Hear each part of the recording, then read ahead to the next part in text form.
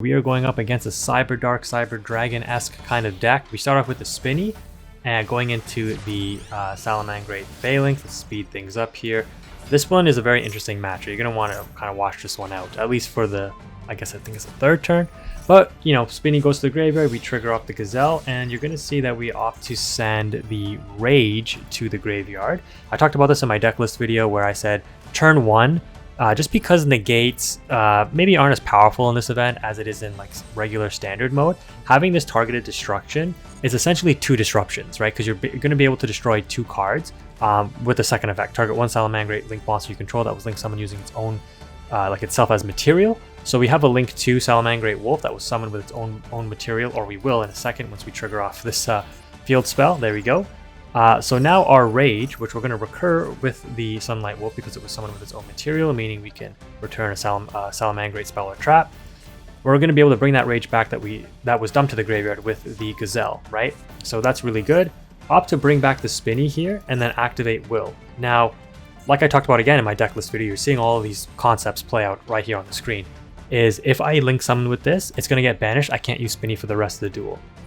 So what I'm going to opt to do here is will out the Gazelle and then Xyz summon the Mirage Stalio. Now when I detach monsters, when I detach the Spinny, it's not going to get banished, it'll go to the graveyard. It ends up not making a difference in this matchup, but it would make a difference if we ended up prolonging the match and like going through the grind game.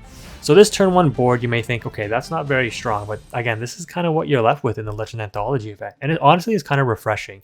You don't have to worry about playing through 5 monster negates and the Appaloosa and a Borreload Savage Dragon and a Baron de Fleur and you know all this nonsense. You're dealing with something that's fairly manageable. But if you actually break down this turn 1 board, you have a Salamangreat Sunlight Wolf that can survive 1 destruction because we have the Phalanx in the graveyard. We can banish the Phalanx and save the Sunlight Wolf if it gets attacked or destroyed somehow. We can also save our back row cards, the Will of the Salamangreat and the Sanctuary, if the opponent has like a Duster or Twin Twisters or something, by banishing the Phalanx. So we have some disruption in negating destruction on our side. We have the Mirage Stalio. If it can survive when it's linked off, it can bounce a card on the opponent's field. We have the targeted destruction, so we can flip up Rage at any point as long as our Sunlight Wolf is still on the field, and target 2 cards on the opponent's field and destroy them. We have an Imperm to disrupt the opponent as well. So we've got a lot of disruption. If the opponent does end up outing one of these Salamangreat monsters because of how we set up our hand by bringing back the Gazelle, when we summoned the Jack Jaguar to the zone that the Sunlight Wolf points to, it triggered the Wolf's effect to return a fire monster from the graveyard to the hand. We're going to be able to special summon the Gazelle if something here goes not according to plan and they're destroying our monsters. We can special summon the Gazelle and then dump another card. But again, with the Jack Jaguar, I believe we were able to return one of our wolves. No, not yet, but I think we will later on, but you'll see what I mean. So let's go ahead and play the rest of this out. Okay, so yeah, they're on Cyber Dragons here. Ooh, unfortunately, they out the Sunlight Wolf with the Chimera Tech Mega Fleet Dragon. So that is not good. That instantly shuts down our Salamangreat Rage, meaning now we have to use the first effect, sending a Salamangreat monster from hand or face up field to the graveyard to only destroy 1 card now. So this card went from hero to 0 pretty quickly, but it's still going to do enough. We're going to be able to send the Jack and destroy that fusion monster, just so the opponent can't extend off of it if they were planning to. Now, just like I mentioned, this is really important. Because the Gazelle was in our hand, because the Salamangreat monster was outed on our field, we're able to special summon it during our opponent's turn. We're able to dump Falco, and with Falco being sent to the graveyard, we can trigger it to bring back the Salamangreat Rage, setting it to our zone here. This is going to be helpful because we can activate it on our turn to destroy whatever the opponent has left, right? But we're down in some disruptions for sure. Like, all we have left is the Imperm here. The opponent's going through their plays, dumping their Cyber Darks, attempting to, I'm guessing, go into the Towers monster. So again, this is where that Lava Golem I talked about in my deck list video would be very helpful if I could draw into it. And this is the core of the opponent's play right here. So this thing would have allowed them to, not this effect, sorry, on this monster. Let's see if we can pull it up in the log. What effect did they try to, it doesn't show, but we can just read through it here. So they discard 1 card, or discard 1 spell or trap card. So we get them to discard a card, which is nice, and then we can negate it with the Imperm. So we get them to waste the Cyber Emergency. That's good. they can add 1 power bond from their deck to their hand. So they're going to be able to fusion summon a big monster from their fusion deck if we let this go through. So because we negated it, they're going to now activate this effect, return that Cyberdark monster, and normal summon another one, because they have used their normal summon for the turn already.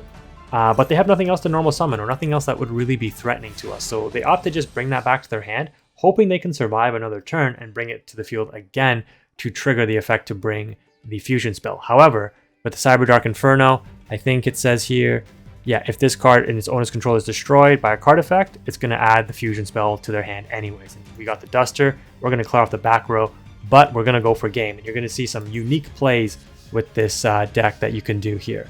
So to start things off, we go for the Duster. We know the opponent's going to get their fusion spell, so they're going to bring out something big next turn if we can't deal with it right now. We're going to activate the top deck Circle, which is a pretty good top deck.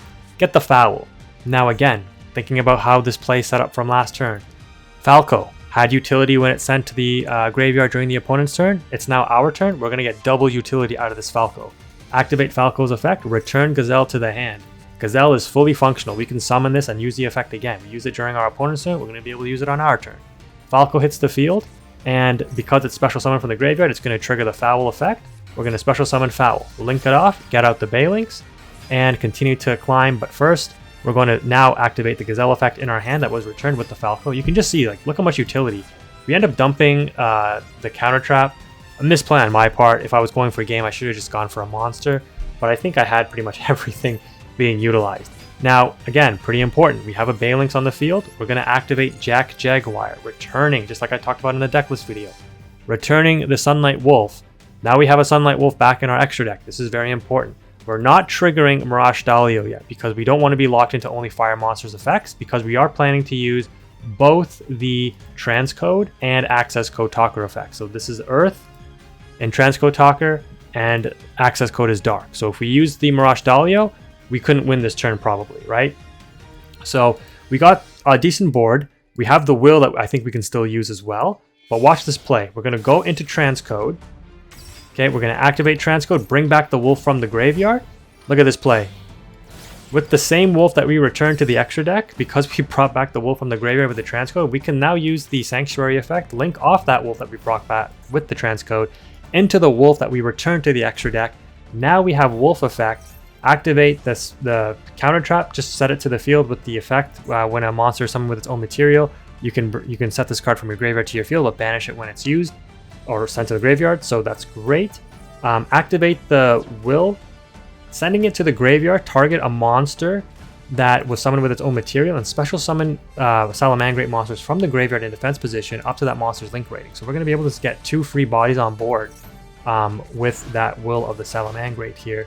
And link everything off into Access Code Talker. Now, again, this may look weird because at this point, Rage and Roar are now useless because we don't have a Salamangreat link monster on the field.